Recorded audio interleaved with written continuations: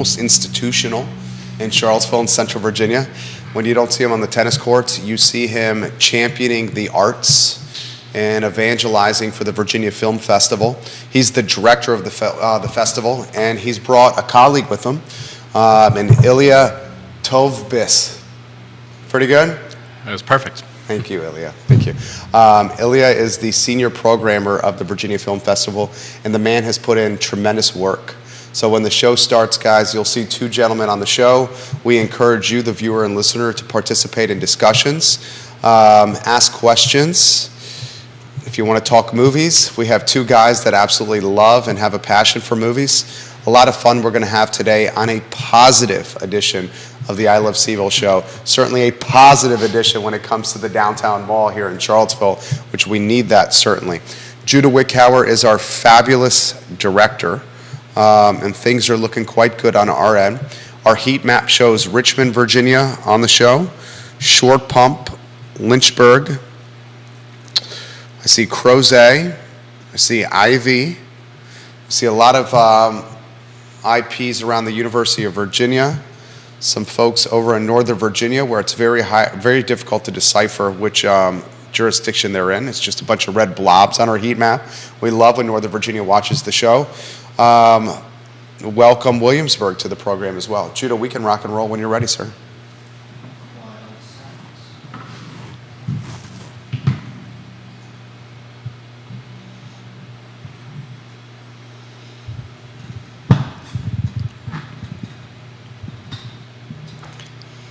Good Thursday afternoon, guys. I'm Jerry Miller, and welcome to the I Love CVille show. Thank you kindly for joining us. A pleasure to connect with you guys through the I Love CVille network, where our audience is Charlottesville, Central Virginia, Commonwealth Country, and worldwide. The show airs on every social media platform known to mankind. And today's show, we've been very excited about organizing and putting this show together. I want to thank John Kelly for helping organize the program. It's the Virginia Film Festival, and maybe you're like me. We love movies. We love positivity in Charlottesville and around the downtown mall. And I think the film festival embodies all those qualities. This is the 35th annual Virginia Film Festival, which certainly speaks to its consistency and its level of engagement and its level of talent from a behind the scenes and from a silver screen standpoint. But enough from me. Why don't we go to the studio camera, Judah Wickhauer, he's our director, and let's hear from the experts themselves. I think this is his fourth or fifth rodeo on the network. His name is Jody Kilbasa, and when he's not crushing forehands on the tennis courts or having his son crush forehands by him on the tennis courts, he is the director of the Virginia Film Festival, and he's an all-around great guy. Jody, thank you kindly for joining us on the show. Well, Jerry, thank you for having us on the show, and what a great introduction. I really appreciate it, both on the film festival and a little bit of a shout out for my son, Luke Kilbasa, as well. He is a talented tennis player. You have brought a colleague with you today. That's right. Ilya Tovbis has joined us for 10 years, the director of the Washington, D.C. Jewish Film and Music Festival. He comes to us with tremendous experience as our senior programmer after spending several years as a guest programmer for the Virginia Film Festival. So he knows the festival, he knows our audience, and he's done a phenomenal job of pulling together a great slate of films for this year's 35th Annual Virginia Film Festival. Very well said. We can't wait to spotlight you, Ilya. We'll do that in a matter of moments. For the very few who do not know who you are, Jody, if you could introduce yourself to everybody. Sure. I'm Jody Kilbasa. I'm the Vice Provost for the Arts and the Director of the Virginia Film Festival for the University of Virginia. I'm a proud father of three, including a UVA student who's in her fourth year, and two students at Western Albemarle High School. And it's been a privilege to be part of the Charlottesville community for 14 years now, and a treat for me every year to present the film festival in downtown Charlottesville, surrounded by peak fall color. It's a great place to visit if you're coming from outside various places, and the festival is just a phenomenal celebration of film that brings our community together. I love it. I love the festival. I love what it stands for.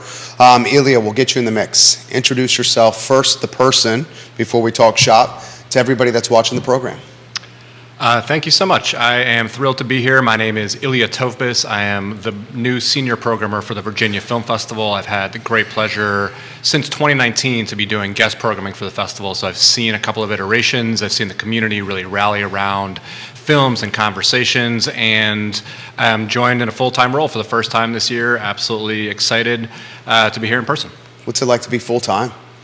It's wonderful. It's great to day in and day out be talking to folks in the community, be talking to filmmakers, our incredibly august board, everybody at UVA, the faculty and the community at large has been incredibly supportive. And so to be able to spend really the bulk of my time and energy on this has been wonderful. Explain or offer some insight, please, into what a senior programmer does at a festival.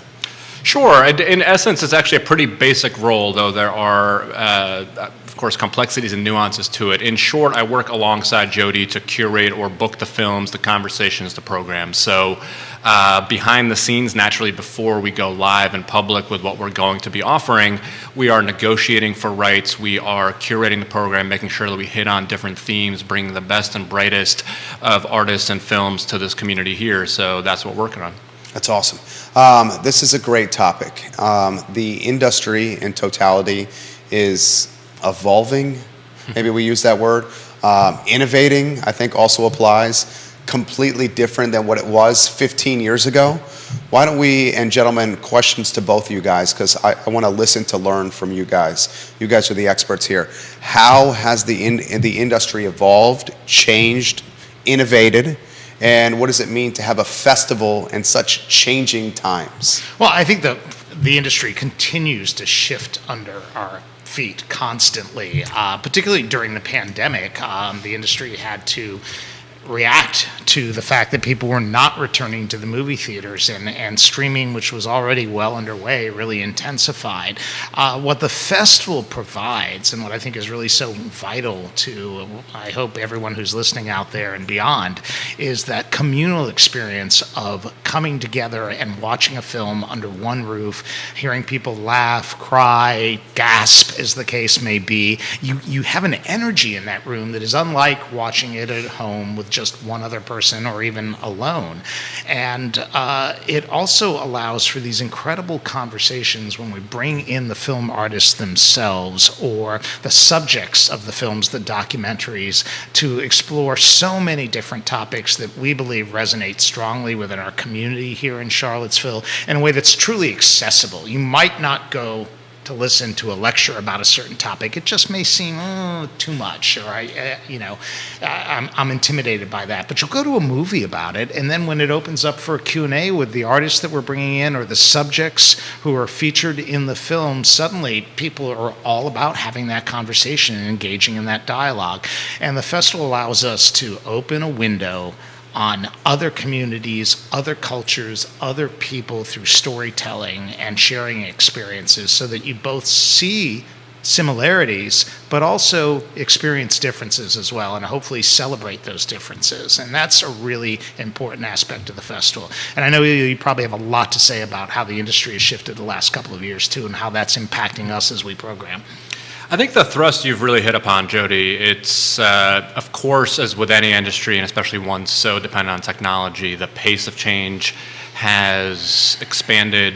The players we're dealing with, the streamers and other companies have changed. But I think for the festival world, for the Charlottesville community at large, the most important element that we've learned, and I think has really reoriented the mission of arts organizations like ours, is the community cannot be fractured. When we were all quarantined and we were all away from one another, we were missing an essential component of what people are, what societies are, what we pride ourselves in. And you're talking about human connection. Human connection, exactly, which is truly what the festival is about. Yes, it is about movies, it's about stars, it's about glittering screens, and that's all fun and well and good, but really at its core, what we are doing here, what we believe in, is creating experiences, fostering community, fostering human connection, and centering that around and filtering it through the cinema, which, as Jody said, is incredibly accessible, opens up conversations, opens up perspectives to communities from around the world.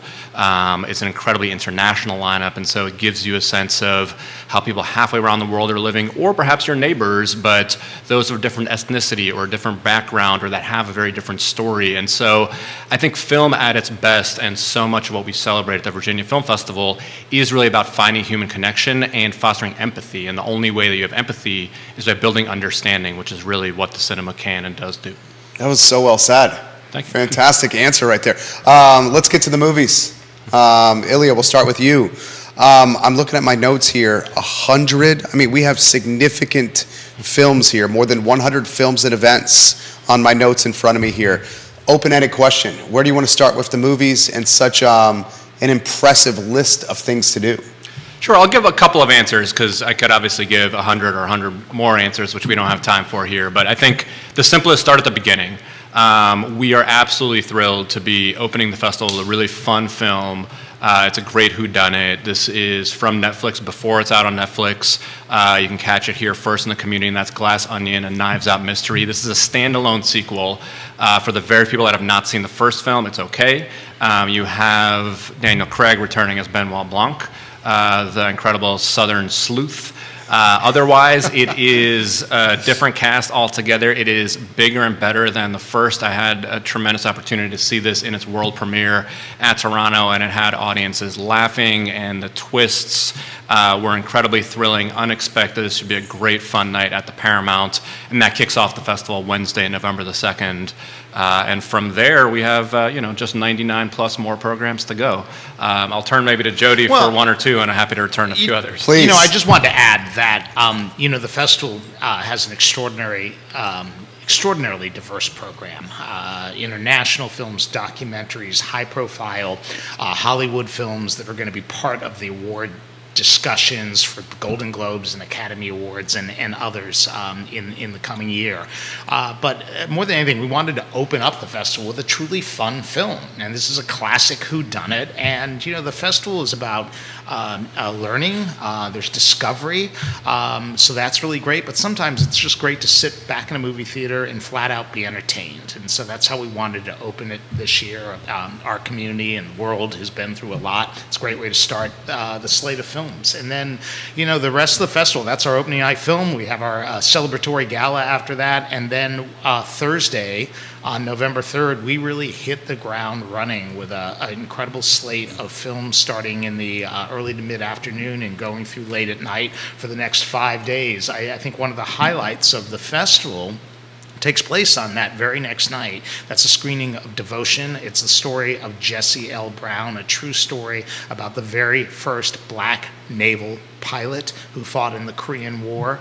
It's a beautiful story. It's a classic war epic film, and it stars Jonathan Majors. And Jonathan Majors is going to be on hand at the festival. We're honoring him with a Breakthrough Star Award at this year's Virginia Film Festival. And if you're not familiar with his work, he starred with the lead role in The Last Black Man in San Francisco a couple years ago. He's in the series Loki, is the timekeeper.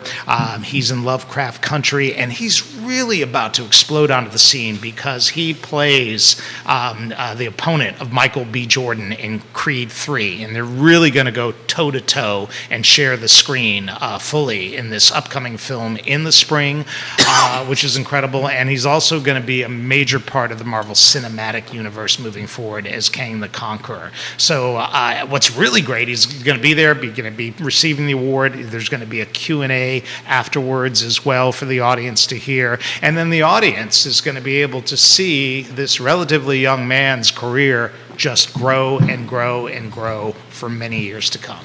Offer some insight in how you vet the films. The Virginia Film Festival has so much pedigree and prestige. I would imagine a lot of people want to be in this. Mm-hmm. How do you choose? It's a great point. Between submissions and solicitations, films that are sent to us for consideration and films that we ask for to consider, it's nearly 1,400 films that would like to participate, and we certainly cannot take them all. Even some excellent selections that we simply couldn't make because we only have so many slots and so much ability, even as a large festival. So we're looking at several elements. The first, I think you mentioned, and that's the most critical, it has to be of a high artistic standard, a high level of narrative storytelling or documentary storytelling. It has to be visually compelling. It has to build empathy in audiences, build understanding. And then from there, it really links into some of the core aspects of who we feel we are, how our festival is relevant. So we have a series of themes and approaches for audiences to look into our program. When it's a dense program of over 100 films, I find this really useful, but we also use it as a curatorial rubric. So we have a Black Excellence series in the film. Jody was just talking about Devotion is a great example of one of the 11 films in the Black Excellence series, which celebrates African-American experience, African-American heroes, perspectives on African-American life that you may have not heard before or have not been on the large silver screen. We also have a North American indigeneity series. We have a Korean series. We have a spotlight this year on the cinema of Mexico. Brand new, inaugurated this year, is an environmental series. And these are not even the totality. The holistic list is too long. But we look to make sure that we have great representation, again, at a high artistic level for each of these. And really, we're looking for diversity. We're looking for new vision, new filmmakers, and then also to welcome back some master and award-winning filmmakers, which I'm sure we'll touch on later. But we have a good number of very well acknowledged and credentialed Oscar winners, Oscar nominees, and also international talent that has been awarded at festivals throughout the world. You know what? I was talking with my wife about the festival, and she immediately did some reconnaissance, as she always does with the show. And she brought up a television show on NBC, This Is Us, which she is a passionate viewer of. And my wife said, make sure you please ask your guests about This Is Us, and is it Chrissy Metz? Chrissy Metz in the house? Yes, Chrissy Metz will be on hand for Stay Awake, and that's a film by Jamie Sisley, who lives here in Charlottesville. He's moved back with his wife recently, and this film, Stay Awake, which stars Chrissy Metz, who plays a mother who's struggling with prescription drug addiction and has two sons, and how it impacts their family, was actually recognized with 2 awards at the Berlin Film Festival. It's made the International Film Festival circuit. It opened the San Francisco International Film Festival. And, Jamie, quite honestly shares with us that a lot of his passion for filmmaking started with the Virginia Film Festival, experiencing it as a young boy and then a young man. And he had another one of his films, this one a documentary, that premiered at the festival several years back. And now he returns with this film. And of course, Chrissy will be on hand for a conversation along with Jamie. And we are honoring former Governor Gerald L. Baliles, who passed away 3 years ago. But Governor Baliles was the founder 35 years ago of the Virginia Film Festival, and we're starting an award in his memory called the Gerald L. Baliles Founders Award, and Jamie will be the first recipient of this award, and that award goes to a filmmaker who has deep roots in the Commonwealth of Virginia or has made a film about Virginia, shot in Virginia, and in this case, Jamie, being a Virginia native and being inspired by the Virginia Film Festival, has very deep roots here and in this community. So we're going to be giving that award to Jamie, and then looking forward to a really, really great conversation with Chrissy Metz and the young man who plays her son, Wyatt Oliff, as well, along with Jamie, following the screening. We have questions coming in for you guys. This one's coming in from Jonathan, who's watching in Richmond, on the west side of Richmond. And this is a good question about the Q&A portion of the festivals. Jerry, I enjoy when you have the Virginia Film Festival team on your show each year. We love watching the movies, and one of the reasons we come is the movies, but what we really love is the question and answer sessions after the movies, because it gives us a look at the films that we just watched from a different vantage point. Can you ask the panel the importance of the Q&A events for the festival in totality, and if they coach up the candidates that are in the in-person events in any capacity, and if so, how? That's a great question. It is great. I think it is essential to us. It's no surprise that it takes a good deal of work to bring these folks in, a good deal of money, and so forth. And it's essential for us to not just leave the conversation on screen, but to extend it to the audience, to give the audience a chance to ask some questions. We in no way, shape, or form coach up the artists. These are their views, their perspectives that they've been laboring on for many years that they're sharing, and we want to just give them a platform to connect directly with audiences, any questions that might be left.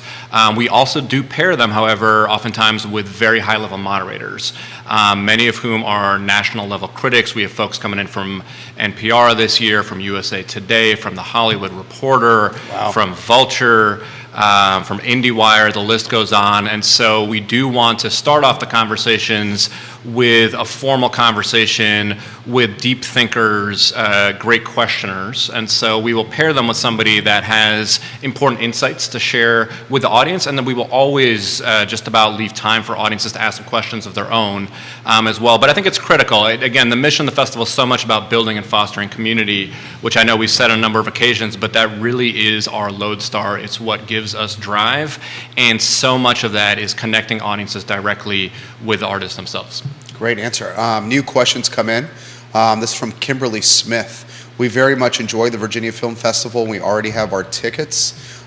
Please ask your panelists how the festival is built on previous years of success. Is it easier to get movies and speakers to come, she asks, and do they find it challenging to constantly having to beat the previous year from a performance or value for us customer standpoint? That's a good question. All right, well, since I've been doing the Virginia Film Festival a little bit longer than Ilya, I'll go ahead and take that question.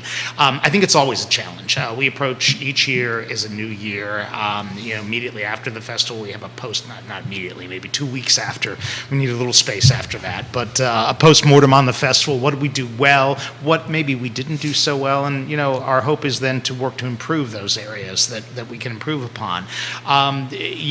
There are a lot of film festivals out there, and Hollywood's very competitive with their films. We've developed a great reputation. We'd like to think that we're, one of the largest and most important film festivals in the Mid-Atlantic.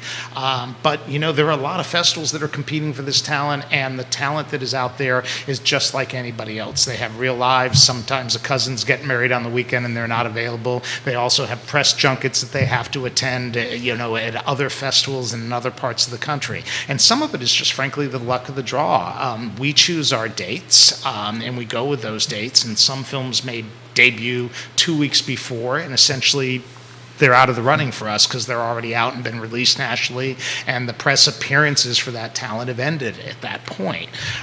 So it's always almost starting from scratch, even though we develop relationships in the industry. And what we're trying to do is to craft a program and select artists that are very current with the films specific to our program and invite them in, and also to take a look at topics that we think are important nationally that really will resonate here. So, we think we do a pretty good job, but a lot of it is entirely out of our control, and it's luck of the draw. And, honestly, it's a little bit like baseball, except that our average is not nearly as good as the top baseball players. If we shared the number of invitations that we send out and the number of declines, we'd be well below the Mendoza line, without question. But we keep working at it, and we keep inviting until we come to the program that we do. The first analogy to the Mendoza line in the history of the Atlas Seville Network, I believe that was for John Kelly. Is yes. that a 200 batting average? The Mendoza line, it is John Kelly. Yeah, I think it's lower actually. It's an infielder that was just trying to crack 200, I believe, to keep his job in the major leagues. All right, so this is another great question here. So this is from Jennifer Carini. This may be up Ilya's alley. She says, my son, who's in college, is a diehard movie fan. We're not just talking about someone who watches Netflix and Prime or goes to the movie theaters. We're talking about someone that is studying this in college and legitimately is writing essays on his free time, breaking down movies like Goodfellas. Please ask the programmer, which Ilya here, his name is Ilya, please ask Ilya what it would take for my son to follow in similar footsteps as him. It's a great question. I think he's off to a great start. There's no single path. I've obviously have a lot of colleagues at different festivals and curators at museums and universities and so forth.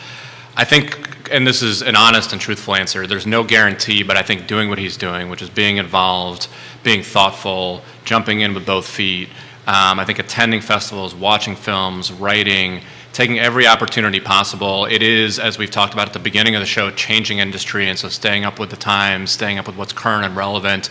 But I'm a big believer, as Jody was just saying, sometimes you don't bat high, but if you keep on going at bat, if you keep on trying, if you have passion, which clearly your son does for the industry, I think he will break in and he will make it. I think that's a metaphor for life. Exactly. Showing up every day, right? Exactly. And doing the consistent and doing the work. Exactly. All right, gentlemen, let's go open-ended here. What else excites you about the film festival? Well, I think growing the festival back to where it was perhaps pre-pandemic is something that I'm really devoted to and passionate about. And I think that, that really sets the table for all of the arts here in Charlottesville. I mean, it's been a tough time for our community with the pandemic, for kids in school, for families, for everybody. And the arts, along with that, has suffered. It's been difficult to bring audiences back. We came back last year and had a 100% commitment to be back in person, and we found ourselves in the testing business, to be on the stage, to talk. We had to test them before. If they tested positive, they would not go on the stage. We're fortunate that nobody tested positive, but we were not quite back 100%. We toned the festival down. We screened fewer films than we normally do. We had less venues. We had about 8,300 in attendance, and pre-pandemic we were about 25,000 in attendance. And it looks like we're trending now to be back to about 15,000, 16,000, so maybe close to double what last year's was. That's great. And that's great. That's a step forward. I hope this starts to help all the arts, live arts, the Charlottesville Symphony at the University of Virginia, the museums, all of the productions and performances that we do in this community are so vital to the fabric of who we are as a community, to our kids' education. So, I hope people will turn out to support the Virginia Film Festival by going to the movies, and that's a step forward for everyone in our community. You guys have this very critically important responsibility, because our son is 4.5. And his time on this planet, a lot of it was in COVID. Mm-hmm. So he's been to one movie in person. Mm-hmm. And when he went to that one movie in person, he loved it. It was a completely different level of excitement and engagement for him. He's on the edge of his seat. He was watching from start to finish. He wasn't distracted from toys that were around him. It was a different experience for him. And I guess where I'm going with this, with the festival, especially a festival of your prestige, you guys are showcasing to, it sounds like 15 or 16,000 people, what movies, when enjoyed in person in a theater, is all about. I guess that's value proposition. Mm-hmm. Do you feel that responsibility, especially as this industry is transforming, changing, many to streaming? Mm-hmm. Your thoughts? Yeah, I don't think it weighs heavily. To me, this is really the fuel that excites me to come to work. I think excites so many of our colleagues too, behind the scenes at the festival, is cinema captures magic, right? You're able to do things on screen that you cannot do in life. You're able to see again halfway around the world. You're able to see visions, whether it's sci-fi or something more realistic.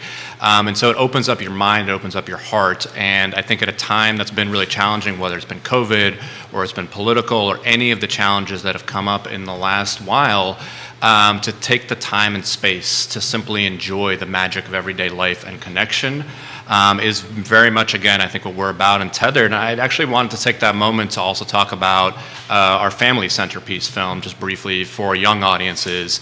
One of the films that I'm most excited about, My Father's Dragon, we are presenting based on the incredible children's novel by Ruth Stiles Gannett.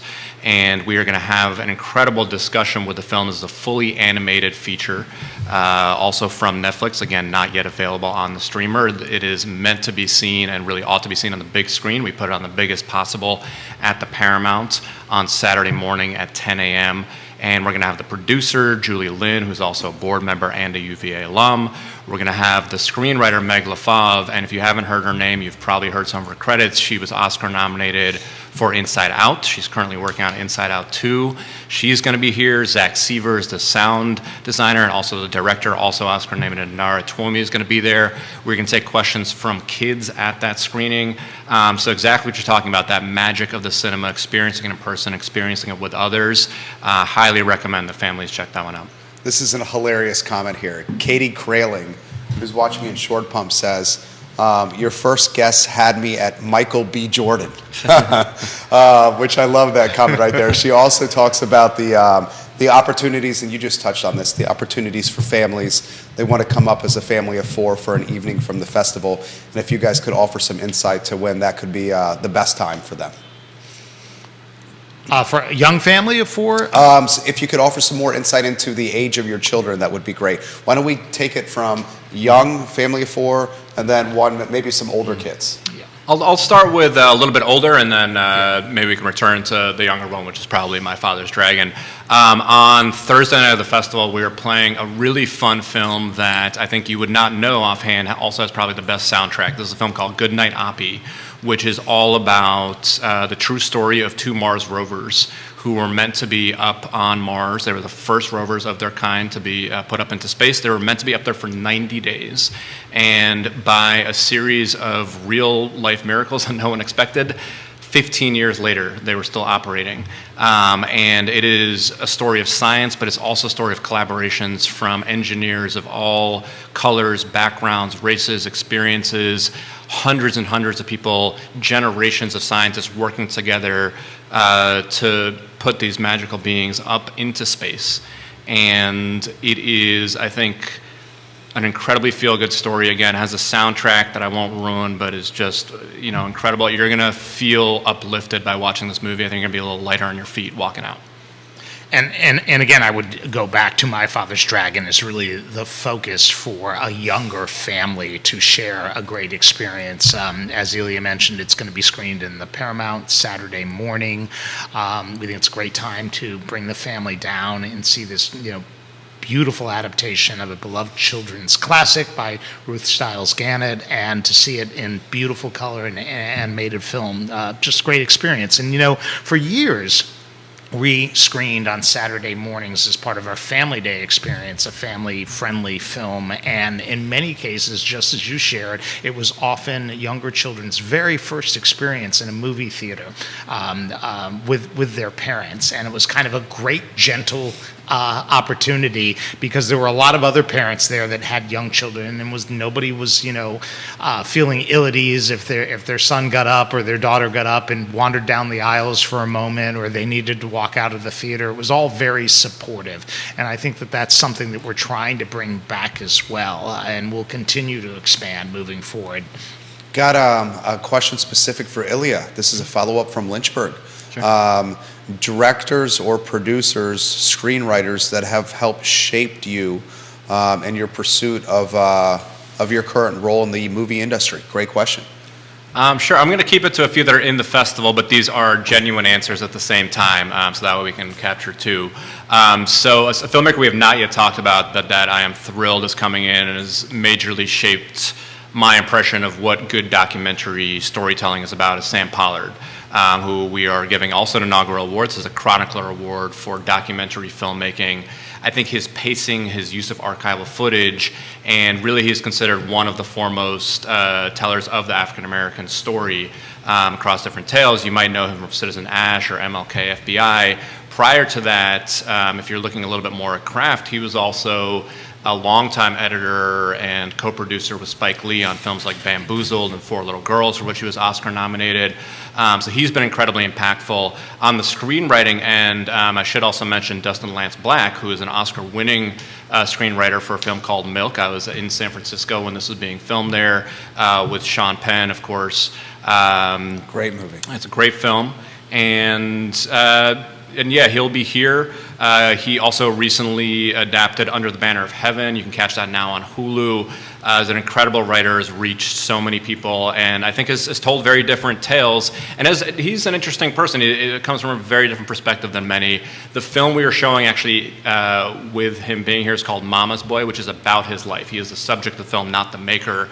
And it tracks his mother, who comes from a very strict community. She had a disability and raised him in all of the best ways with sort of a fierce love and everything that allowed him to pursue as a person that was Mormon and left the faith, a person that was LGBTQ and that was not necessarily accepted when he was growing up. And he is getting our Changemaker Award, which recognizes not just his work on screen, again, an Oscar winner, incredible films to his name, but also decided not just to leave his work on screen. And I think this, to me, is really, we were talking about what influences my work, and I always look up to people who do not allow themselves to be framed in. So not only is he a screenwriter and an incredible storyteller, but he's also a genuine change maker for the LGBTQ plus AI community, was one of the main proponents to take down Proposition 8 in California. And so he said it's not enough, and his mother was actually very influential in this. You'll see this in the film Mama's Boy. It's not enough just to talk about it on screen, but you have to enact change in the real world if and when you have this power. And so the day after he won his Oscar, his mom was sitting with him in their living room, said, "What are you going to do next?" He said, "Oh, I don't know. I'm going to take a little bit of time and figure it out." She said, "No, you made a promise that you were going to make a real change. You need to go out there and fight this legislation." And so right then, the day after he won his Oscar, he went and made real change for people. Fantastic, fantastic, gentlemen. A couple more questions for you. This is coming from Crozet. Daniel, thank you for watching the show. I believe you're an Old Trail in Crozet. He says, "Jerry, thank you for putting this on our radar again. We've enjoyed the film festival in years past, but it escaped us this year. Can you ask the panelists of buying tickets, and can you also ask the panelists what would be the best date night opportunity for my wife and I?" Ooh, wow. Great question. VirginiaFilmFestival.org is the quickest and easiest way to access the entire program and to purchase tickets and get them online. You can even print them at home this year, which makes everything easier. If you're the type of person who likes to go down to a physical box office, the UVA Arts box office, which is in Culver Theater, which has parking right next door to it, is also a place that you can go and you can talk to a person, at the window there. And then during the festival proper, we'll be having our box office open on site at the Violet Crown Cinemas as well. And then as far as a date night film, I don't know. I've got several suggestions on that front. Hard Shell, Soft Shell might be one. Hard Shell, Soft Shell is a really fun romantic comedy. It upends that genre just a little bit. It's told more from the feminine point of view, but it's a very fun film. Great dance sequences. Will put a smile on your face. Lady Chatterley's Lover is another great one. A classic tale, again, retold with a very different spin than it had been before. Brand new adaptation there. I'd say also, I know for a good deal of my friends, date night is not necessarily just rom-coms. So if you're looking for other genre kind of films that you may not have yet experienced, Huesera is a tremendous horror film. So for the horror fans out there, I would definitely check that out of Mexico. Alejandro Iñárritu's new film, Bardo, is visually splendid, and I think you'll have lots to talk about at dinner before or the car ride afterwards. And I would say one more, if you're kind of into a little bit more on the action realm, we also have that Heaven to the Land of Happiness out of Korea, or Broker out of Korea. So a lot of great options for you. And Empire of Light as well, which is our closing night film by Sam Mendes, who of course did American Beauty and so many other great films as a sort of a love letter to cinema, and I think also a real contender there. Absolutely. I love the Virginia Film Festival. We have in our notes, which are extremely organized and detailed. Thank you, John. This is a question about any other series that you guys have done that we should highlight. Sure. So we touched on a few of them already. One that we skirted around, I mentioned really briefly at the top, is our environmental film series, which we are doing with our partner, Southern Environmental Law Center, for the first time this year. We are inaugurating as a series. The festival has historically focused on tales of racial justice, social justice, and also environment, but we've decided it's such a critical issue for our times that from here forward we're going to be putting quite a number of films to focus on it. So there's local tales. There's 3 recent graduates from the University of Virginia did a film called Headwaters Down. They'll be coming back to talk about their journey down the James River, and it's partially a fun escapade. They're really funny guys, and you will enjoy their humor and their spirit and their endeavor down this body of water, but it also looks at the environmental degradation and some of the issues that our waterways are having at this time. There's a beautiful film out of India called All That Breeze, talking about air pollution there, and The Black Kite, which is a majestic bird, probably some of the best cinematography in the festival. And again, those are just 2 titles out of 11 in that series. So we have quite a number of series. I would highly recommend checking on the website. Again, if you feel a little overwhelmed by, whoa, it's 100 films, how am I going to figure it out? If you go to the series page, it gives you a really good sort of breakdown and a series of entry points into the festival. Yeah, there's another great human interest film in the festival as well, a really powerful and compelling documentary called Danny's Twins, which is based on the true story of Danny Isner.